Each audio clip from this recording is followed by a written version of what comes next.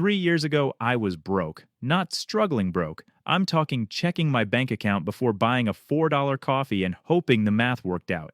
And the worst part, I had a decent income. I just had absolutely nothing to show for it. No cushion, no savings, just a number that never seemed to grow no matter how hard I worked.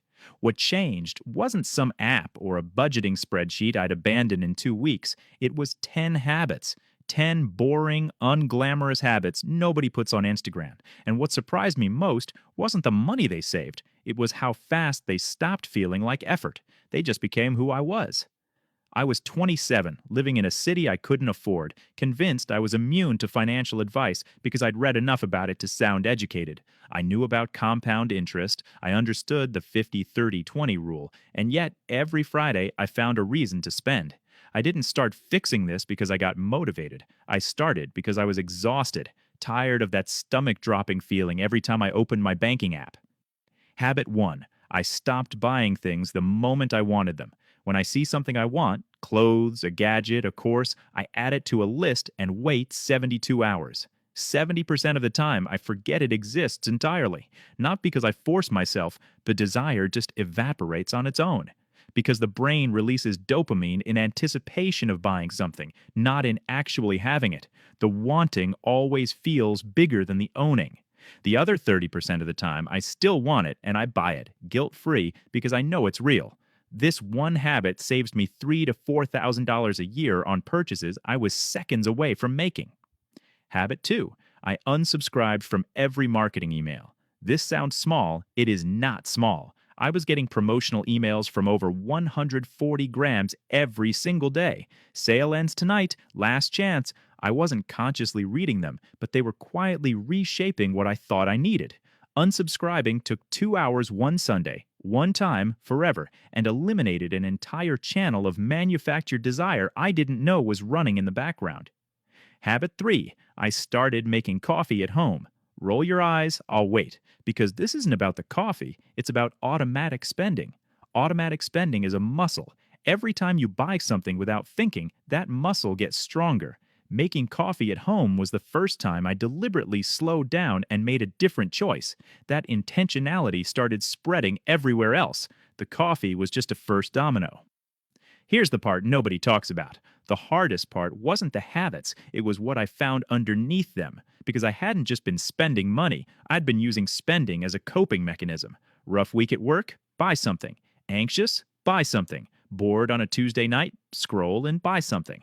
When I took that away, I had to sit with those feelings, and for a while, that was genuinely uncomfortable. Nobody tells you that fixing your finances is also an emotional project. I believe it's why most people fail, not because the habits are hard, but because the habits hold up a mirror. Habit 4. I never grocery shop hungry. Research shows hungry shoppers spend up to 60% more, and not just on food, on everything. Hunger puts your brain into full acquisition mode. I've left stores with truffle oil, 3 types of cheese, and a bag of something I couldn't identify but felt compelled to buy. Ate none of it. Shop with a list, shop full, and you'll save $40 to $60 every single trip without even trying. Habit 5. I do a subscription on it every 6 months. 20 minutes, twice a year. Every time I do it, I find something. Last time, a gym I hadn't visited in 8 months, a meditation app I used twice, a cloud plan I was double paying for, and a software subscription I didn't even recognize. It had been silently draining my account for over a year. Recurring charges are designed to be forgettable. The habit is simply to notice. Habit 6. I track my net worth once a month, not my spending. I tried detailed budgeting. I burned out in 6 weeks because it felt like financial prison. What worked was one number, net worth, assets minus liabilities, once a month, 10 minutes. Watching that number slowly climb gave me momentum instead of shame. Progress builds habits. Shame doesn't. Somewhere around month 4, something shifted. I had money in my account I hadn't spent, and instead of the usual stomach drop when I opened my banking app, I felt clear, steady. That quiet, unsexy feeling of having a cushion turned out to be more satisfying than anything I'd been buying to fill that gap. Habit 7. I pay myself first automatically. The moment a paycheck lands, a transfer fires to savings before I can see it, touch it, or talk myself out of it. It started at $50 a month. That's not the point. The point is that the behavior happens before my brain gets involved, before I can have a bad Thursday and decide I deserve a little treat. Willpower is a terrible financial strategy. It runs out. It has bad days. Automation doesn't. Habit 8. I learned to say I can't afford that right now, out loud without apology. Not I don't feel like it, not some vague excuse, just the plain, honest truth. This took me longer than any other habit because I'd absorbed the idea that admitting financial limits was embarrassing, that real adults could just do things, go places, say yes. But the most financially solid people I know say this phrase constantly because they're not victims of their money, they're directing it somewhere intentional. Saying it out loud is its own form of financial therapy, and the more you say it, the less it stings. Habit 9. I stopped upgrading things that still work. Phone works fine? Keep it. Car runs? Drive it. There's an entire industry worth hundreds of billions of dollars built around engineering the anxiety that what you have is no longer enough. But the upgrade is almost never about the product. It's about the feeling of being current. My rule, I only upgrade when something breaks, not when something new comes out. In 3 years, this saved me more than almost anything else on this list. Habit 10, and this is the big one. I stopped using spending as a substitute for living. I told myself I was rewarding myself for working hard, and that's partially true. But most of my spending had nothing to do with enjoyment.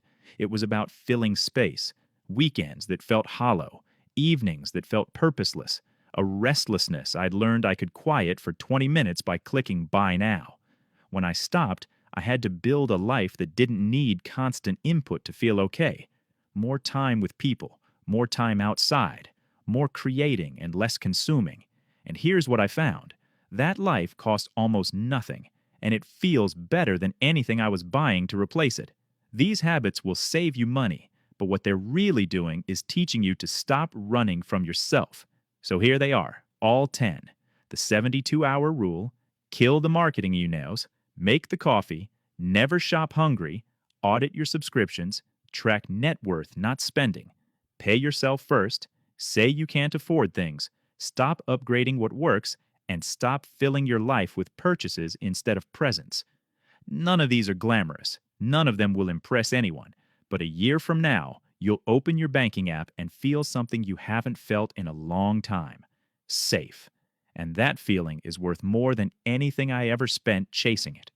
If this hit differently than you expected, if it felt less like a money video and more like something you needed to hear, subscribe. I make honest, no-fluff videos about building a life that works. Hit the bell, drop a comment telling me which habit you're starting this week. I read every single one. See you in the next one.